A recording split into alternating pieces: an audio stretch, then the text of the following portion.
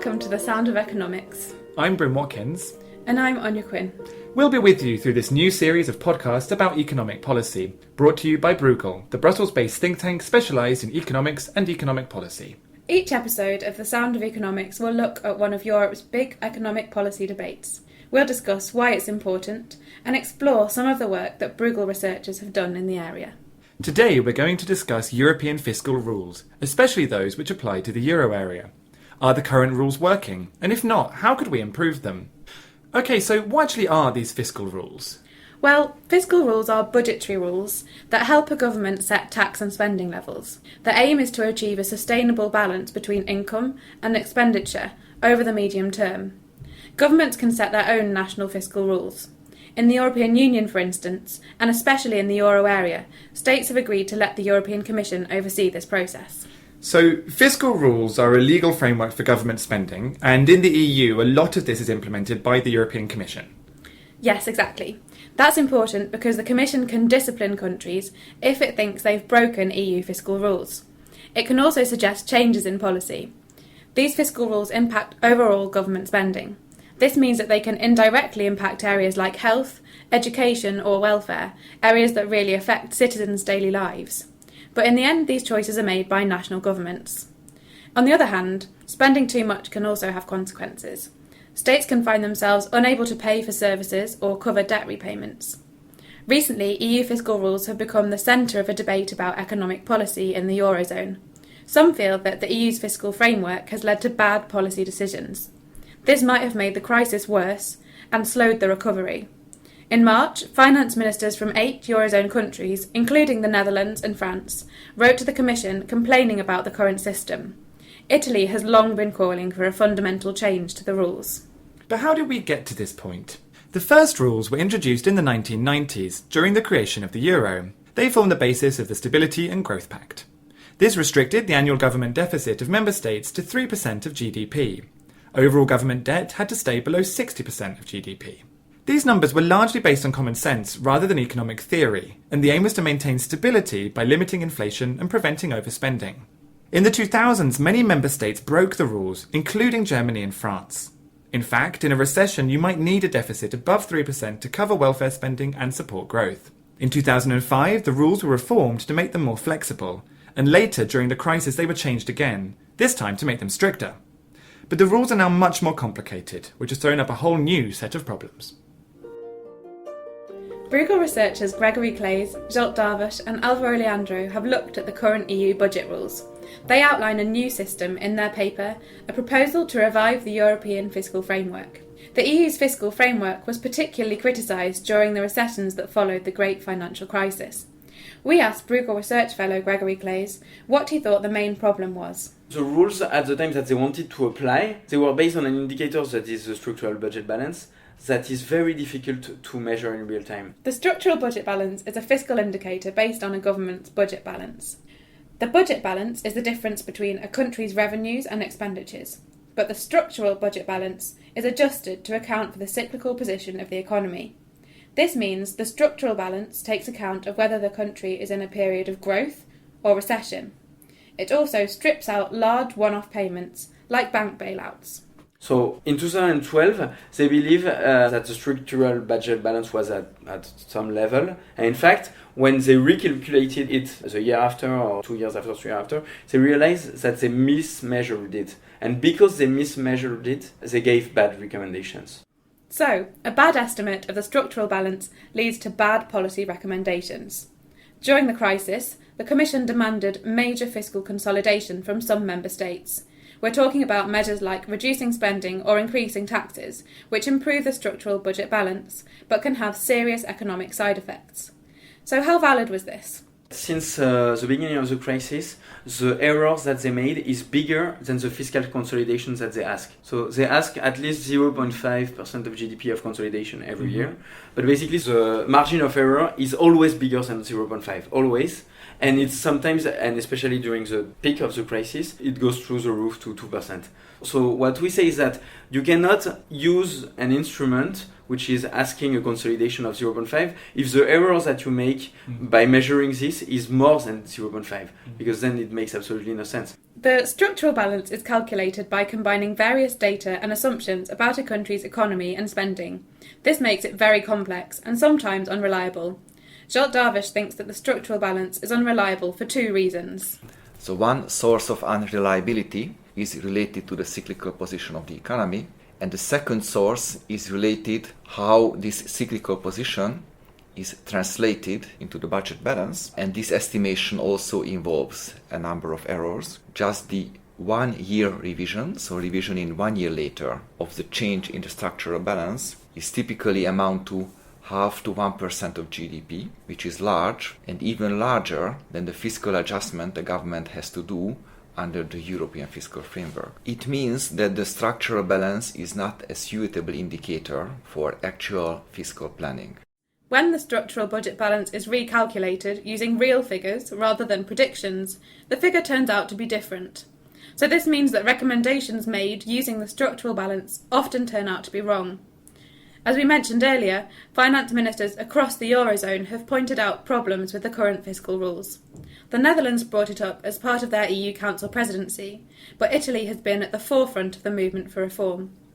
We spoke to Filippo Taddei, who is chief economist of Italy's Democratic Party, the party led by Italian Prime Minister Matteo Renzi. Taddei argues that the rules are pro-cyclical.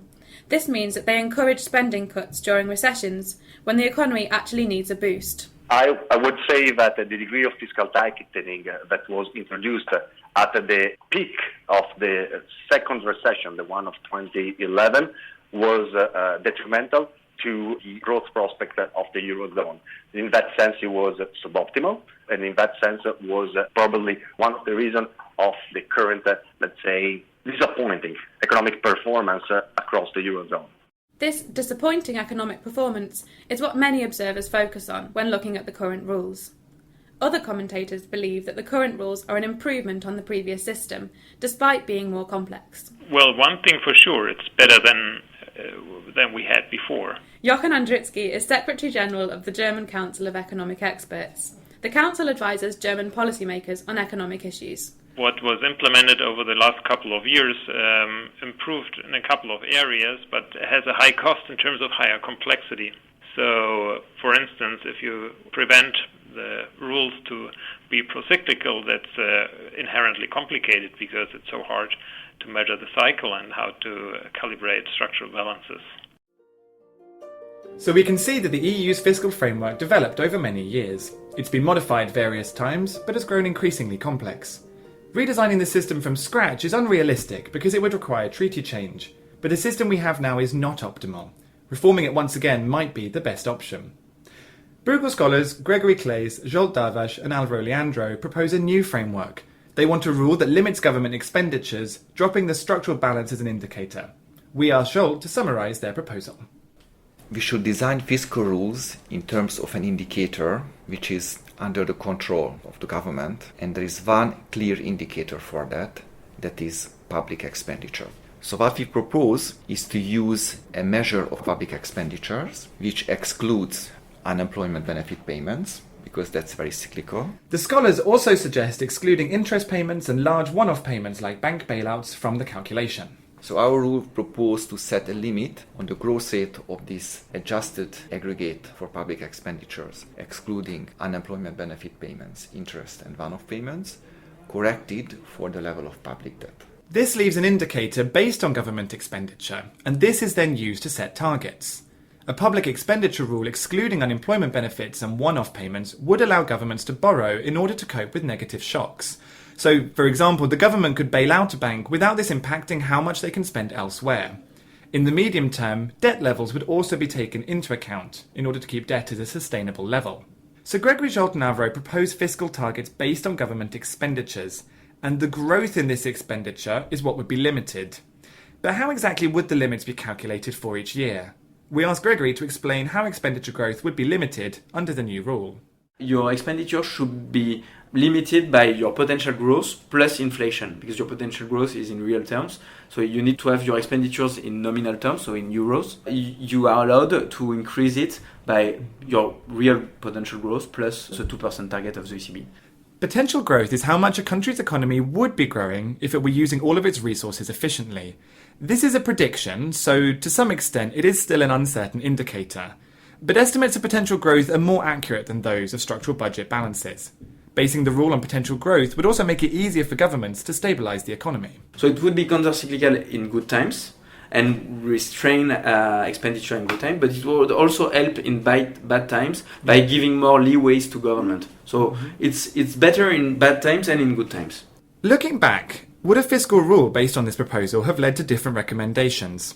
For example, what might have happened in Ireland? So nobody saw that there could have been a problem concerning fiscal balance in Ireland. Whereas if you would have used our new rule, our proposal, then it would have limited the growth of expenditures in Ireland. For example, before the crisis, expenditure growth in Ireland was above 8%, and it went just before the crisis to 12% per year. Whereas with our rule, it would have been below 8% per year. And it would have allowed Ireland to arrive in the crisis with a much lower debt to GDP. And it would have allowed Ireland to have a much more counter-cyclical fiscal policy without seeing its debt explode as it did. And after the crisis, basically the opposite happened. Because they had an explosion of their debt during the crisis, they cut their expenditure like crazy, which was totally pro-cyclical and didn't help during the crisis. Designing good fiscal rules is important, but how can we enforce them? The European Commission's monitoring system is currently very top-down. The Commission has to implement the rules, but it also decides when exceptions can be applied. Gregory, Jolt and Alvaro argue that enforcement should be reformed to include national perspectives.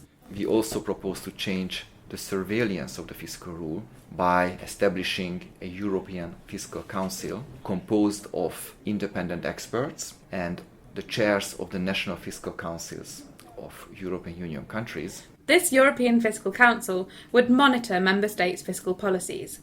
Most importantly, it would decide when a country was in a situation that warrants an exception from the rules. But why is this approach better? A centralized supervision at the European level may be much more independent from country-specific interests, the pressure from interest groups and various other country-specific features, and could do a more objective assessment. We asked Jochen Andritsky whether fiscal councils would work. In general, I think this proposal has had already great traction, because that was the idea behind independent fiscal councils on national level. I just wonder if the problem is really the weak enforcement powers, which will still rest with European policymakers and should rest with European policymakers, whether that independent council on a European level can add anything to that. And looking more generally at our scholars' proposal, would an expenditure rule be better than the current system? Expenditure rules in general are known to be fairly simple compared to structural balance rules, but they also have their drawbacks. For instance, you got to calibrate expenditure levels at the onset, and then they are probably calibrated against the deviations from them. And there the question is simply, what expenditures are being included, and to what extent can the government circumvent such a rule by, for instance, partly privatizing sectors, these sorts of things that we have all seen in the past already. On fiscal councils, Filippo today agrees that the impetus for new policies has to come from national governments. At the end of the day, if you want any rule to actually be implemented, it has to come from a national government decision. Not only policy measures matter per se, because of their content, but they matter insofar they're supported by the political process at the national level. He was also concerned about the legitimacy of fiscal rules. I see a disconnection between the level of the legitimacy that comes to fiscal rule or European rules in general at the European level, at the intergovernmental level, and the level of legitimacy that comes from national democratic processes. A structural reform that is supported by a political decision and not pushed forward by the threat of the emergency is a much stronger reform in the sense that it's much more effective and much more capable of changing the way an economy works. That brings us to the end of this episode. As you can see, the debate around European fiscal rules is very technical, but it also really affects EU citizens' lives, and is linked to much wider issues around the governance, effectiveness and legitimacy of the European project. For the EU, and especially the euro, to function, we need good fiscal rules, and we need them to be implemented well. Today's show gave us just a glimpse of this debate, including some of the research on this topic made by Bruegel scholars, but the discussion is sure to continue. In fact, EU finance ministers recently agreed to discuss whether fiscal rules should focus mainly on annual spending rather than the structural budget balance. Reform could take time, but seems increasingly likely. Thanks for listening to The Sound of Economics. The main research paper discussed in this episode was A Proposal to Revive the European Fiscal Framework by Zsolt Darvas, Gregory Claes and Alvaro Leandro. You'll find a link in the description and you can read it on our website at www.bruegel.org.